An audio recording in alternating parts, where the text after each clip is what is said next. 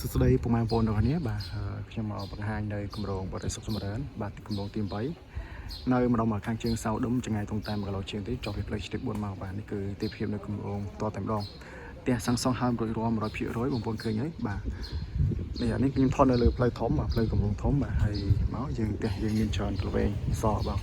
អញ្ចឹងបងប្អូនមានតម្រូវការចង់បានទិញផ្ទះសម្រាប់ផ្ទះសាំងសង់ហើយ 100% កក់ចូលនៅតែម្ដងបងអាចមើលគម្រោងនេះបានបាទបងប្អូនមានត្រឹមតែ4000ទេបងអាចចូលនៅបានហើយបងប្អូនបាទបងប្រចាំខែត្រឹមតែ3.5 ចន្លោះ24 ខែបងប្អូនឃើញទីតាំងរបស់យើងគឺសាំងសង់ហើយច្រើនមែនទែនបាទហើយថតនេះគឺលើផ្លូវមេបាទហើយមានអតិថិជនចូលរស់នៅលក់ដូរហោហាយបងប្អូនបាទអញ្ចឹងមានផ្លូវយ៉ាងនេះផ្លូវយើងត្រូវចេញចូលបងបាទនេះគឺគម្រោងប្រចាំរបស់យើងអញ្ចឹងបងមានចំណាប់អារម្មណ៍បងមានតម្រូវការរកទិញផ្ទះហើយបែបអញ្ចឹងបងអាចមកមើលបានសិក្សាបានបងសូមអរគុណជំរាបលា